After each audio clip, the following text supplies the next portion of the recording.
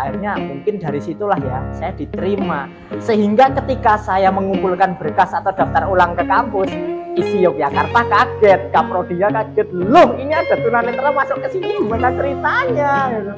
Jadi dia tuh nggak tahu kalau ini tunanetranya tunanetra beneran.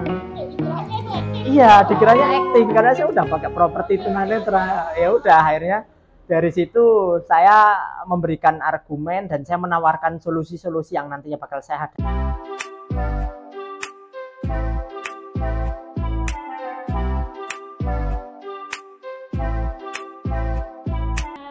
Mas Yuda. Selamat siang Mbak Kiki. Lagi nggak sibuk ya, nggak ada kegiatan. Iya Mbak, tadi kuliahnya udah pagi sih, jadi ini udah nganggur ya. Karena sehari cuma satu mata kuliah kebetulan ya, dan itu pagi. Jadi pas banget ya waktunya kita. Nggih. Mas Yuda, asli Jogja nggak sih? Saya asli Wonosobo Mbak. Asli Wonosobo. Iya, Jawa Di Tengah. Jogja cuma kuliah ini atau udah dari lama? Saya di Jogja itu sejak tahun 2012, berarti sekarang udah 11 tahun. Saya dulu ini SD-nya di Yaketunis di SLB waktu itu. Kebetulan satu sekolahan sama Akbar sampai SMA. Ya, saya SD, SMP itu masih di Yaketunis, artinya masih satu komplek dengan teman-teman yang disabilitas. Kemudian SMA baru ke inklusi. Di Jogja ini sama orang tua atau? Saya sebatang kara, merantau jadi. Orang tua semua di Wonosobo. Orang tua sekarang masih ada ya? Alhamdulillah masih sehat semua. Jadi dari SMP Mas, dari SMP dari SD Mas. Dari SD? Iya. Dari SD dan dari enggak, saya kan waktu itu bisa lihat, kemudian ada di umur 14 tahun itu mulai ngedrop, akhirnya mulai berkenalan dengan tunanetra dan masuk ke Jogja itu umur 14 tahun. Oh baik, jadi mulai di Jogja itu usia SMP. Iya. Oke. Kita bahas satu-satu di Mas Yuda, mohon maaf. Iya. Sebenarnya nama saya itu Yuda Barokah sih kalau nama asli ya. Tetapi di dunia maya atau di nama panggung lah istilahnya. Itu iya Yuda Wirajaya. Oke, siap. Teman-teman boleh kepoin siapa sih beliau ini di akun sosial medianya di sini ya. Nah, berarti tidak tunanetra dari kecil. Sebenarnya tunanetra dari kecil, tapi dulu low vision. Oh, low vision. Iya. Dari lahir. Dari lahir. Dari lahir. Itu karena apa? Dulu katarak, Mbak. Oh, katarak. Ya, ada faktor keturunan? Nggak ada. Nggak ada. Jadi waktu lahir itu udah ada kayak selaput berwarna putih, dan waktu itu sebenarnya masih sedikit sih selaputnya. Tetapi semakin lama semakin banyak sehingga pandangannya juga semakin kabur. Nah, dulu di umur 9 tahun itu udah mau dioperasi. Sebenarnya bayi itu udah disarankan operasi. Tetapi karena mungkin kondisinya belum kuat, jadi dokter menyarankan ini nunggu agak besar dulu. Terus di umur 9 tahun itu kan saya masih bisa lihat ya, jauh lumayan lah, dan sempat juga waktu kecil tuh ngerasa nggak tunanetra. Karena saya bisa bermain sepeda, bisa bermain PlayStation ya sebagaimana teman-teman pada umumnya, dan saya itu mau dioperasi. Udah dibawa ke YAP sih waktu itu, rumah sakit YAP, tetapi karena mungkin ya masih ada sisa penglihatan, dan saya kan dulu itu juga udah seneng nonton sinetron, jadi kayak agak sedikit korban sinetron juga. Maksudnya operasi itu kan kemungkinannya ada dua, kalau berhasil ya dia sembuh, kalau gagal jadi total. Jadi saya nggak mau ngambil resiko. Udah sampai ke YAP, itu dokter kayak tahu ini anak secara psikologis tuh belum siap, akhirnya cuma dikasih obat doang, itu pun obatnya juga nggak selalu saya minum, dan ya udah akhirnya seiring berjalannya waktu selaputnya semakin menebal dan membuatnya menjadi total. Di usia SMP. Iya. Kemudian tahu dari Yaketunis dari mana? Dulu kan saya sebelum ke Yaketunis sempat masuk ke sekolah rehabilitasi kayak pendalaman untuk masase gitu loh Mbak, PSBN. Itu di Temanggung. Ya, waktu itu usia saya kan masih usia sekolah. Tetapi yang di sana kan yang dipelajari itu kan masase. secara usia ini belum siap, secara tenaga untuk Iya, mijit belum juga belum mampu. ada. Terus ada teman di sana yang menyarankan, "Mbok kamu tuh Sekolah aja. ngambil sekolah formal aja. Ada kok sekolah formal yang memang bisa menangani tunanetra." Oh, di mana gitu? Tertarik ya? Ya, di Jogja. Ya udah dikasih nomornya teman yang udah lebih dulu masuk ke Yakatunis dan kebetulan dia dari Wonosobo juga. Akhirnya ngobrol, komunikasi, terus disarankan ke Jogja dengan modal saya udah bisa braille karena di Temanggung waktu itu kan setahun. Iya. Saya daftar di Yakatunis itu di tes nulis sudah bisa nulis, langsung masuk sana kelas 3 gitu. Kelas 3 SD. Jadi nggak dari kelas 1. Oh, jadi udah dari SD sudah di Yakatunis. Iya, betul. Baik. Oke, terus kemudian dari kelas 3 itu belum total dong? Belum. Belum total. Iya, udah mulai sih tapi. Udah ini ya, udah langsung masuk ke sekolah tunanetra malahan. Iya. Kayak udah siap banget. Oke, jadi berarti kan dari situ Mas Ida itu nggak asing ya dengan kondisi tunanetra, dengan kemudian menjadi tidak bisa melihat sama sekali. Iya, betul. Secara psikis adaptasinya gimana Mas? Ada istilahnya sedih pasti ya? Iya. Maksudnya down gitu nggak? Saya itu kan mulai merasa kalau penglihatan itu menurun sebelum masuk ke Temanggung. Jadi masuk ke Temanggung itu pokoknya udah beda banget dengan sebelumnya. Jadi kurang jauh. Hanya waktu itu cuma bisa ngelihat cahaya doang. Kalau iya, udah maksudnya penurunnya itu udah kerasa banget. Kalau awalnya kan masih bisa lihat tulisan, masih bisa lihat gambar gitu kan. Terus seiring berjalannya waktu kok buat jalan aja udah kayak nggak lurus. Terus kalau main sepeda di siang hari kok silau gitu. Baru saya sadar, oh ini saya udah menurun drastis. Ya awalnya waktu maksudnya belum kenal dengan teman-teman yang sesama tunanetra. Waktu saya pertama kali ngedrop penglihatannya waktu itu masih di rumah.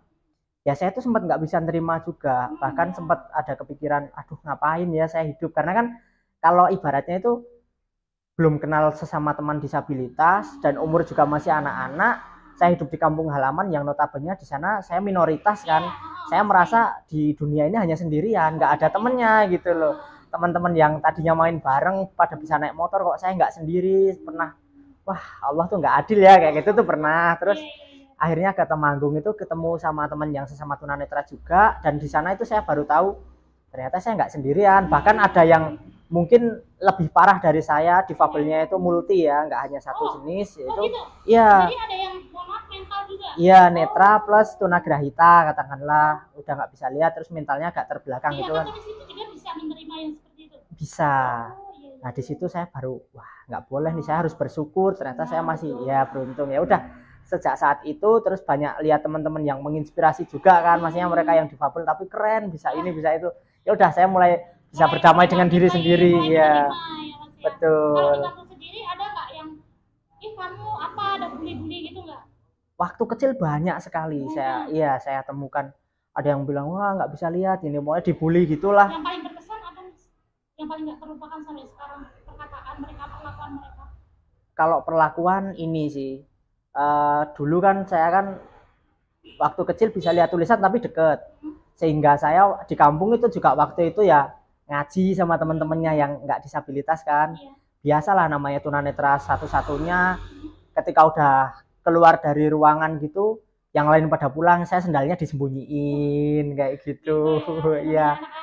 Iya disembunyiin, terus dikata-katain gitu kan, mereka ngata-ngatain secara bersamaan, gerombol gitu.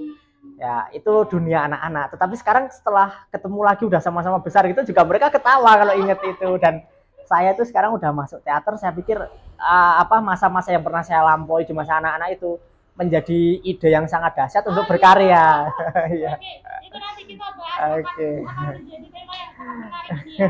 Nah, di SMA itu, di SMP dan kemudian SMA yang kemudian Mas Yuda bisa merencanakan gitu. Apa sih cita-citanya setelah Mas Yuda bisa menerima kondisi dan ternyata teman-teman itu banyak gitu yang berprestasi dengan kondisi yang mungkin di pandangan umum itu istimewa gitu loh. Cita-cita ya. Motivasi awalnya untuk kemudian mau lanjut itu untuk sekolah gitu. Ya, karena saya tuh awalnya sempat nggak bisa nerima, kemudian ada teman-teman tunanetra yang ya memotivasi juga. baik melalui perkataan, melalui karya, melalui skill-skill mereka. Kemudian saya tertantang, kalau mereka aja bisa, kenapa saya nggak bisa? Dan ternyata setelah saya mulai berdamai dengan diri sendiri dan membaur dengan masyarakat umum, itu juga mereka mengapresiasi, dan saya anggap itu perbedaan adalah keindahan. Karena saya yakin indahnya pelangi tak akan indah jika hanya satu warna, musik tak akan mempesona bila hanya satu nada gitu. Maka perbedaan adalah keindahan. Iya, emang beda ya, kalau ngomong sama seniman itu beda ya. Powerful kata-katanya itu ya. Ini baru berapa menit kita ngobrol, kita lanjut Mas. Keren. Dari kemudian SMA Mas Yuda memutuskan kuliah ambil jurusan teater. Itu gimana nalarnya gitu loh, nggak nyampe itu loh. Iya. Baik, jadi sebenarnya saya itu dulu waktu masih di Aketunis SD sampai SMP, saya itu cita-citanya hanya jadi guru, terus masuk ke prodi pendidikan luar biasa, fokus untuk teman-teman disabilitas, mengajar teman-teman disabilitas, karena saya pikir itu dunia yang sudah ramah dengan disabilitas. Ya, awalnya seperti itu. Kemudian kan saya dari SD sebenarnya udah punya basic sastra. Saya udah banyak menulis puisi, menulis cerpen. Waktu itu juga sempat menulis esai di kelas 4 SD. Iya, saya udah nulis esai, dan esai itu dilombakan. Dan ya alhamdulillah saya yang masih SD bisa duduk di juara 3, sedangkan juara 1-2-nya udah kuliah semua. Nah, di situ mulai saya bangkit semangat untuk nulis. Akhirnya saya mulai senang nulis naskah. Nah, di saya kelas 6 itu saya kenal sama temen, dia dari Jogja juga, non disabilitas, yang dia punya PH atau production house. Dia punya studio rekaman untuk drama audio di daerah Condong Catur.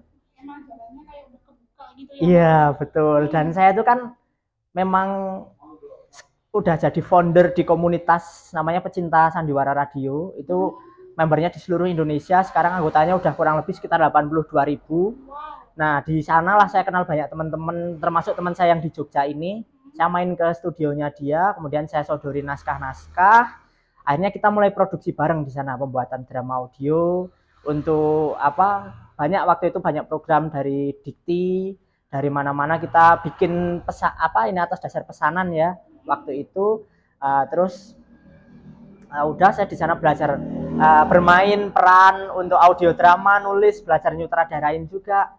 Sampai ketika saya SMP kelas 2 itu saya dihubungi sama dosen isi yang dia waktu itu lagi penelitian untuk disertasinya, kajian budaya, mengkaji drama audio berbasis sejarah yang kemudian dihubungkan atau dicari relevansinya dengan masa sekarang, dimulai dari Orde Baru.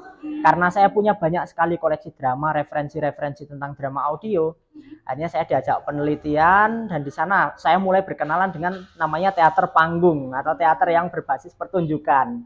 Kalau semulanya dari drama audio, ya.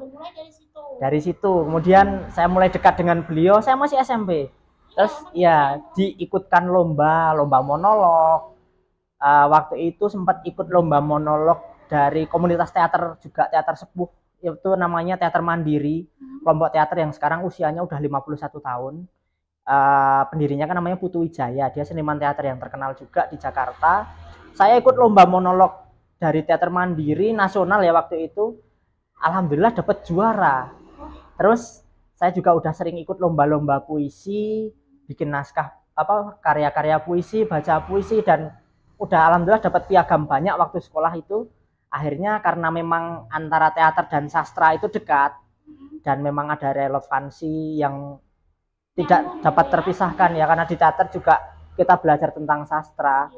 Nah, itu di situ saya ditawarin sama dosen di sini, mbok coba daftar teater aja, siapa tahu keterima dengan piagam-piagam yang udah kamu punya. Karena saya juga ada piagam yang internasional juga waktu itu, karya ilmiah di SMA kan. Keren banget sih Mas aku. Iya, terus udah SMA kelas 3 tuh saya memutuskan tidak selamanya difabel netra itu hanya asik di zona nyaman. Kita harus mencoba keluar dari zona nyaman untuk membuka peluang yang baru, celah yang baru untuk teman-teman disabilitas, bahwasanya kita bisa berdaya dan berkarya dari sisi yang berbeda. Nah, terus nggak bisa ngomong lagi.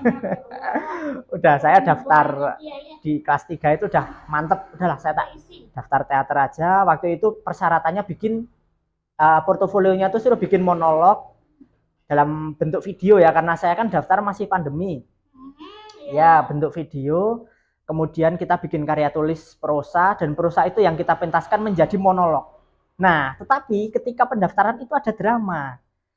Karena untuk masuk ke jurusan teater ISI Yogyakarta itu ada persyaratan, tidak boleh satu cacat fisik, tidak boleh, ya, boleh di sana tuh syaratnya tulisannya saya masih ingat banget, tidak boleh cacat fisik, gagu gagap, dan tidak boleh buta warna.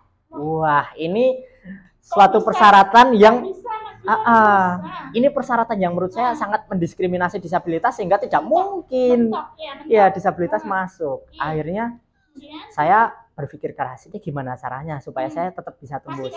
Iya, akhirnya kan itu kan syaratnya untuk masuk kan kita kan nggak ke kampus ya, online ya, bikin monolog. Udah saya bikin naskah, waktu itu saya bikin naskah judulnya Menyongsong Kabut. Dia bercerita tentang seorang tunanetra. Jadi propertinya saya pakai tongkat, kemudian saya pakai kacamata hitam. Saya minta tolong sama teman saya yang jurusan film dan televisi untuk memvideo saya. Saya bikin pertunjukan dengan judul Menyongsong Kabut yang mengisahkan aktor disabilitas netra. Nah, ini kan yang nyeleksi, dia mungkin beranggapan dia sebagai tokoh netra sangat menjiwai, sangat apa ya, dapat banget feel-nya, gerakannya, ininya semua dapat.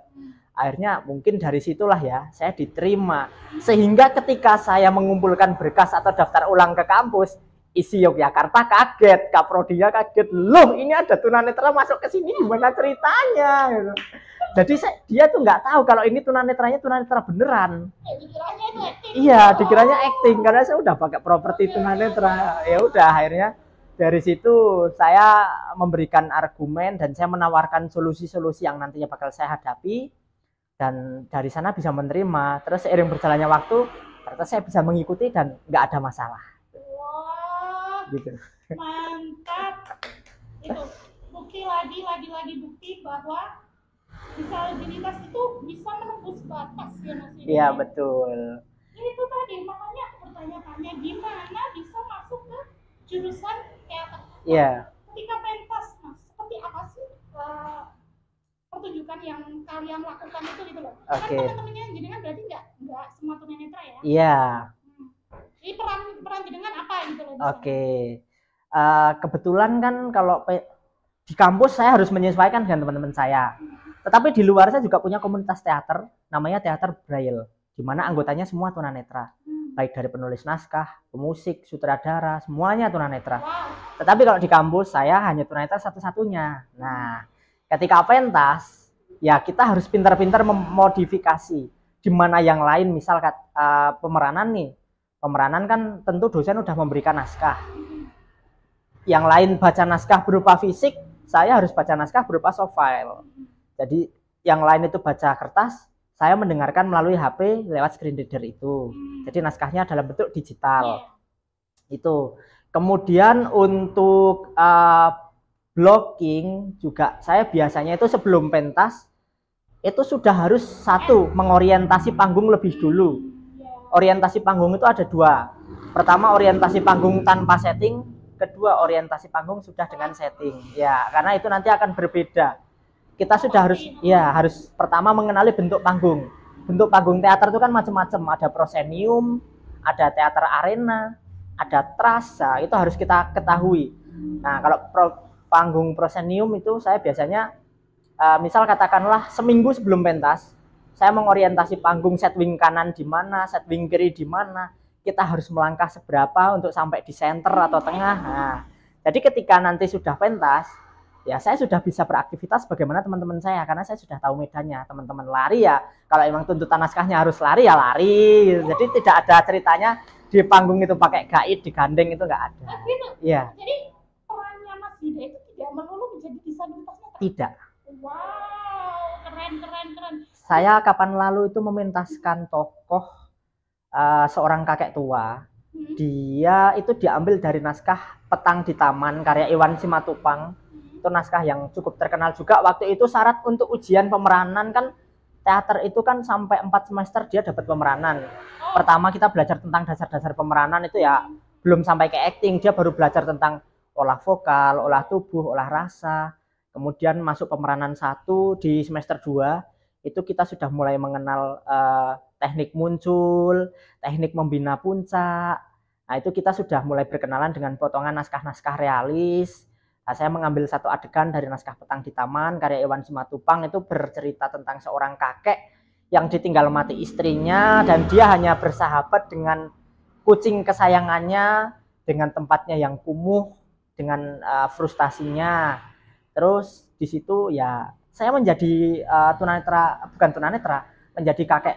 Iya. Jadi yang tadinya tongkat itu kita gunakan untuk berjalan sebagai tunanetra, nah saya di situ akan memodifikasi tongkat ini berfungsi sebagai penyangga tubuh kakek tua yang sudah tidak bisa menjaga keseimbangannya. Jadi kita harus berpikir, ya. Jadi effortnya Mas Yuda itu tentu lebih besar dibandingkan teman-teman yang Mas. Betul. Karena dalam waktu yang singkat harus menguasai medan. Ya, harus menghafal naskah. Harus selalu mengingat kalau jalan sekian langkah itu. Iya, betul. Kita harus carane biar nggak nabrak setting, ya. Betul. Di teater. Menjelaskan nggak, ada yang bantu menjelaskan nggak? Itu nanti kamu di sini begini ada yang bantu menjelaskan. Menjelaskan maksudnya untuk lokasi tempat dengan pementasan nanti. Panggung yang sudah jadi, belum jadi, itu seperti itu semua ada yang menjelaskan nggak? Ada teman yang memang ya saya mintain tolong untuk mendeskripsikan bentuk tempatnya. Ya, tapi kan kebetulan di teater itu kan sudah ada stage-nya, stage auditorium teater yang memang panggungnya itu sudah paten. Jadi nanti ketika memang tempat itu diberi setting ya kita hanya beradaptasi dengan settingnya saja gitu. Jadi ya sering. Kita kemarin terakhir pentas di Taman Budaya malahan. Nah, kan berarti tempat baru dong ya. Iya, betul. Tempat baru. Seperti itu kesulitan yang paling sulit dihadapi yang Mas Yuda harus ekstra itu apa, Mas? Biasanya ini sih, karena kadang tempat itu kan tidak selalu sama ya. Makanya. Tempat tidak selalu sama, terus bentuk setwingnya juga berbeda, tempatnya mungkin lebih besar atau lebih kecil itu tidak sama. Ya seperti yang saya sampaikan tadi, ketika saya harus pentas di luar, baik saya pentas mandiri ataupun pentas bersama kelompok teater saya yang tunanetra, mesti saya minta izin kepada, misal kayak kemarin pihak Taman Budaya, untuk kita diberikan ruang orientasi tempat.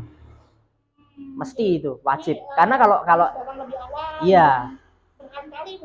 Betul. Jadi sebelum gladi bersih di tempat itu kita sudah harus tahu medannya. Karena kalau misal katakanlah orang yang non disabilitas, dia hanya butuh sekali tempat itu untuk gladi bersih. Kalau kita harus paling enggak 4 kali. Iya. Jadi otomatis timnya juga harus, kalau tim ya Mas. Iya. Timnya harus yang bersedia gitu ya untuk menangani. Betul. Betul.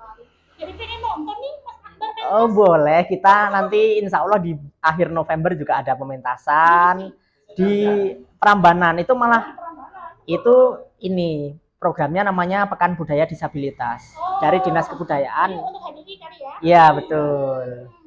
Itu potensi dari teman-teman disabilitas yang punya basic seni semua dimunculkan di situ. Baik seni pertunjukan, seni rupa, ataupun seni yang basisnya media rekam atau film. Mas Yuda ini, mohon maaf, berapa bersaudara sih? Saya anak terakhir dari 4 bersaudara.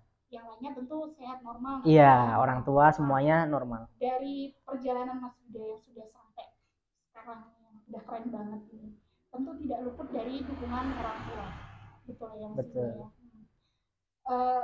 Apa sih gitu ketika Mas Yuda mau, aku ke Jogja aja, aku kuliah aja, aku ambil jurusan ini, seperti apa tanggapan orang tua yang kemudian Mas Yuda sampai di titik ini? Oke.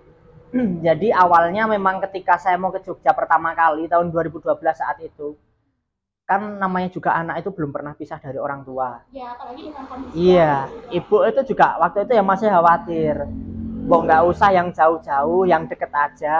Karena waktu itu saya mau pindah dari Temanggung, saya pokoknya mau sekolah yang normal, yang formal di Jogja. Itu awalnya ya nggak boleh. Maksudnya nanti kalau jenguk kejauhan, nanti kamu nggak betah atau gimana. Tapi saya yakin saya pasti bisa, karena pengalaman setahun pisah dengan orang tua itu juga sudah banyak mengajarkan saya tentang kemandirian ya. Iya, dan ternyata saya maksa terus, bisa lah Bu, yakin, titipkan saja saya pada Allah gitu kan. Oke, yaudah sana, pokoknya kalau kamu nyaman ya udah jalani aja gitu. Awalnya juga nggak boleh, maksudnya dari Jogja pulang sendiri, dari Wonosobo ke Jogja sendiri itu, pokoknya kamu kalau mau pulang telepon aja biar dijemput gitu, nanti takutnya hilang. Oh, berarti pulang sendiri? Iya, saya pulang sendiri karena ya emang kita harus mandiri kan. Terus orang tua itu mesti nggak ngebolehin. Saya mikir kalau saya nunggu dibolehkan terus sampai gede nanti nggak bakal dibolehin.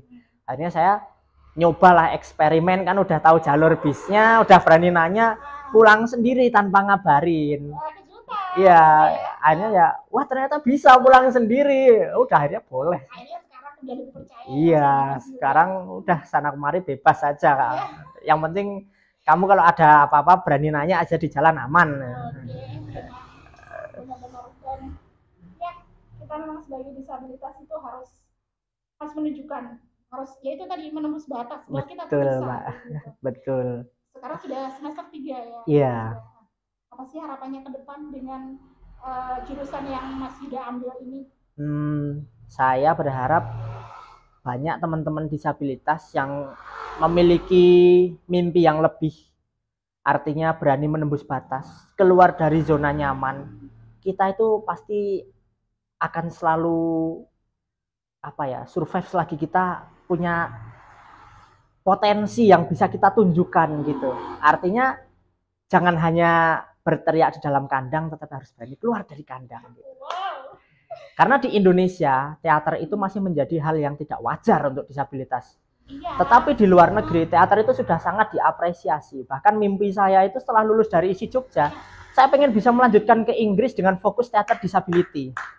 Dan kembali ke Indonesia dengan membawa ilmu yang kemudian bisa saya tularkan pada teman-teman saya menjadi pakar teater untuk disabilitas. Di sini belum ada.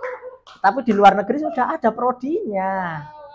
Boleh nggak sih kita collab gitu, main teater Mas? Oh boleh. Mungkin nggak? Mungkin. Sangat mungkin, kenapa yang apa yang tidak mungkin? Nanti aku diajakin ya. Oh boleh. Saya tuh kemarin itu baru saja membuat naskah. Judulnya Passion of Love, yang kurang lebih artinya itu ada karena cinta. Jadi dia bercerita tentang seorang disabilitas yang memiliki disability lebih dari satu macam, yaitu tunanetra dan tunadaksa. Jadi dia pengguna kursi roda. Iya, dan dia mengutuk dirinya sendiri. Kenapa saya dilahirkan seperti ini? Tetapi orang tuanya, semua kanan kirinya dia itu selalu memberikan semangat untuk dia sehingga dia bisa berdiri tegak dan menghempaskan rasa putus asa dalam dirinya dan berjalan sebagaimana orang pada mestinya, bahwa ternyata dia itu bisa dan dia bisa lebih hebat daripada orang-orang yang biasa gitu. Dan di situ saya sisipkan puisi-puisi juga. Saya masukkan puisi banyak di situ. Oke, nanti boleh di-spill sedikit puisi? Boleh. Sekarang ya. Puisinya itu judulnya Dunia di Ujung Pena. Jadi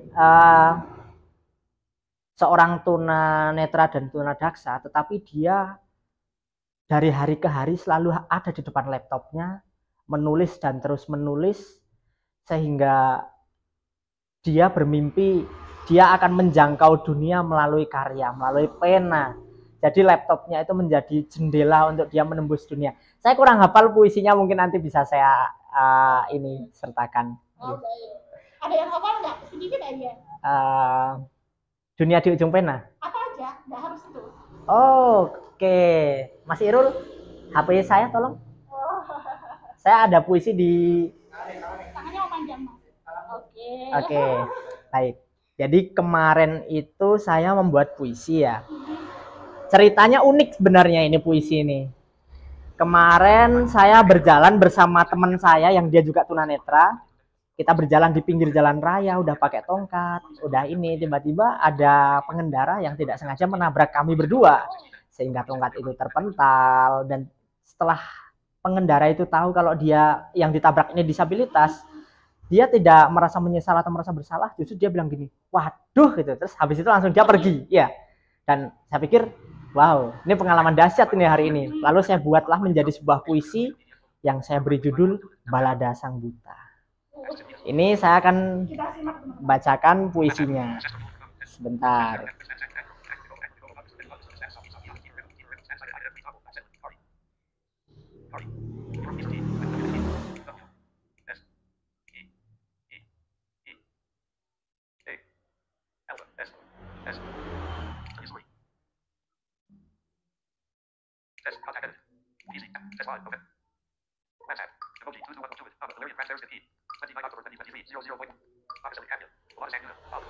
Oke, ini dia puisinya.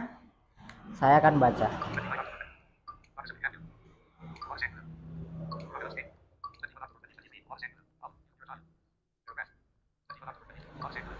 Balada Sang Buta oleh Yuda Wirajaya. Di bawah temaramnya bulan, orang buta berjalan mengeja bebatuan dengan tongkat putih di tangan. Berjalan ke selatan hingga sampai di perempatan. Tubuhnya terpental oleh roda-roda tak berperi kemanusiaan. Tongkat terlempar jauh. Orang buta mengaduh sembari mengusap peluh yang mengucur jatuh. Sabar, tawakal, ucapnya sembari mengenakan sendal. Jiwanya hancur bukan karena tubuh yang tersungkur. Roda-roda tak berperi kemanusiaan berlari kabur, menyayat hati sang buta yang terpukul. Orang buta berdiri tertatih, meski kaki dan tangan masih terasa perih. Dalam hati ia merintih, mengapa ia tak mengenal hitam ataupun putih. Orang buta yang terlahir atas dasar cinta seringkali dianggap karma oleh keluarga bahkan orang tua. Yogyakarta 2023. Ya, ini puisi yang saya ambil dari kisah saya di malam itu yang ditabrak oleh pengendara bersama teman saya. Saya pikir asik juga bermain dengan diksi-diksi indah, di mana hati sedang perih. Perihnya bukan karena ditabrak ya, tetapi karena perlakuan dari orang-orang yang tidak mengenal belas kasihan. Bukan artinya kita minta dikasihani, tetapi paling tidak rasa kemanusiaannya itu ada. Gitu. Yang parahnya dia tahu kalau Mas Yuda dan teman-teman itu tunanetra. Iya. Kalau yang tentang jalanan yang udah nggak karuan itu memang udah sekarang udah menjadi bagian ya. Tapi itu tadi sudah nggak ada hati yang digunakan. Iya. Ketika mereka justru malah kesempatan tidak bisa membaca platnya, tidak bisa mengenali siapa. Betul. Tetapi teman-teman terlepas dari semua itu, apa ya, Mas Yuda ini itu tuh musibah bisa menjadi sebuah karya yang sungguh luar biasa. Saya benar-benar kayak ditampar gitu loh, Mas. Dengan yang seperti ini masih terus dan berhasil menggebrak mata, mulut, memang sudut pandang yang tidak, yang tadinya masih meremehkan, dan betul. terasa banget gitu loh ketika beliau membacakan puisinya, penekanan suaranya. Kalau dosen pemeranan itu saya nanya, apa sih olah rasa yang paling dahsyat buat kamu? Karena kita harus, namanya belajar teater, belajar keaktoran itu kan harus bisa olah rasa supaya kalau kita memainkan peran, kita bisa memberikan jiwa dari peran yang kita mainkan, bisa memberikan rasa ya. Kemudian saya ditanya, olah rasa yang paling dahsyat buat kamu itu apa? Lalu saya jawab, olah rasa yang paling dahsyat buat saya ketika penglihatan saya diambil, saya harus berdamai dengan keadaan, saya harus mulai membiasakan hidup dalam kegelapan, saya harus menerima caci maki dari orang-orang di sekitar, saya harus diremehkan, maka itu olah rasa yang paling dahsyat buat saya. Dan kemudian sekarang menjadi sebuah karya, iya, betul. Menjadi sebuah keterpurukan. Betul. Keren banget pokoknya. Saya juga saat ini sedang berusaha untuk menulis buku ya, Mas. Wow, bukunya apa Mbak berjudul? Belum jadi ya. Saya judulnya saya bikin adalah Ucapan yang Menembus Langit. Nah, di situ saya menceritakan tentang perjalanan hidup saya yang nanti harapannya bisa menjadi sebuah inspirasi bagi para pembaca. Amin. Ya, Mas. Amin. Semoga sukses, Mbak. Kita bisa kolaborasi gitu loh. Pasti, pasti, iya. Kita akan tunjukkan ya Mas. Iya, kita harus menyuarakan, iya, betul. Kita harus tunjukkan dengan karya bahwa disabilitas itu bukan benalu. Betul. Bukan sesuatu yang merepotkan. Betul. Dan kita punya sesuatu untuk ditunjukkan bahkan lebih. Betul. Maka seperti yang saya sampaikan tadi dalam naskah, disabilitas itu hadir karena cinta orang tua, bukan karma atau dosa mereka di masa lalu. Maka terimalah mereka dengan sepenuh hati. Berikanlah mereka ruang untuk berkarya dan berimajinasi. Setelah nanti lulus, keinginan sudah bisa tercapai, apa yang ingin Mas bangun kemudian? Saya yang pertama ingin mengaplikasikan ilmu saya kepada teman-teman saya yang disabilitas, mengembangkan komunitas yang sekarang udah ada, dan ya cita-cita saya sih menjadi akademisi atau dosen, dan mendidik atau mencerdaskan generasi bangsa. Teman-teman disabilitas Ya, agar betul. mereka bisa lebih mandiri Betul. dalam segi apapun. Betul. Tujuan saya, karena kan saya kan kesibukannya sekarang selain berkuliah, saya juga mengajar teater di SLB saya dulu sekolah di Aketunis. Sudah ngajar nih? Iya, saya mengajar teater di sana, ada ekstra teater kan. Alhamdulillah kemarin setelah saya diterima di ISI karena sebagai tunanetra pertama yang masuk ke jurusan teater seni pertunjukan itu banyak menginspirasi. Iya. Iya, saya netra pertama di jurusan teater Fakultas Seni Pertunjukan, sehingga itu memberikan banyak inspirasi. Akhirnya saya diminta, ayo berikan ilmu yang Mas Yuda dapatkan kepada adik-adikmu sekarang yang masih sekolah. Akhirnya saya berikan ilmu saya kepada mereka, dan tujuan saya yang utama melatih teman-teman adik-adik saya yang tunanetra ini berteater. Yang pertama itu bukan sebagai aktor yang profesional nantinya, bukan sebagai mereka nanti biar bisa acting, tapi untuk terapi sosial. Maka saya gunakan teater itu untuk terapi sosial. Tidak sedikit disabilitas yang masih belum bisa berdamai dengan sendiri-sendiri, mereka masih malu, mereka belum bisa percaya diri, bahkan iya mungkin orang tuanya juga karena terlalu sayang sehingga belum tega melepaskan anaknya, mereka belum bisa mandiri. Maka melalui teater ini saya terapi, dan alhamdulillah teman-teman di SLB itu sekarang lebih berani ngomong, lebih bisa terbuka dengan orang lain. Yang tadinya introvert sekarang jadi ekstrovert, yang tadinya belum berani keluar jalan sekarang mereka sudah sangat mandiri.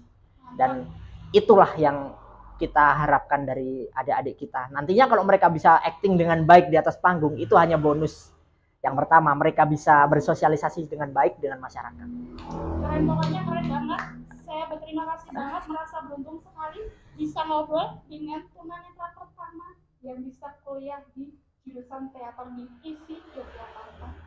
Makasih sekali atas waktunya. Terima kasih banyak Mbak Kiki. Mudah-mudahan next kita bisa bertemu lagi. Amin. Dengan karya yang lebih, dengan proyek yang lebih ya. Amin. Cita-citanya masih sudah tercapai. Amin. Inggris dan sebagainya, banyak ilmu yang bermanfaat yang disalurkan ke adik-adik. Amin. Terima kasih yang sudah nonton video ini sampai habis, banyak sekali ilmu dan juga manfaat yang bisa kita ambil. Saya Wahyu Sofyana Lestari. Jangan lupa like, share, komen, dan subscribe. Waalaikumsalam warahmatullahi wabarakatuh.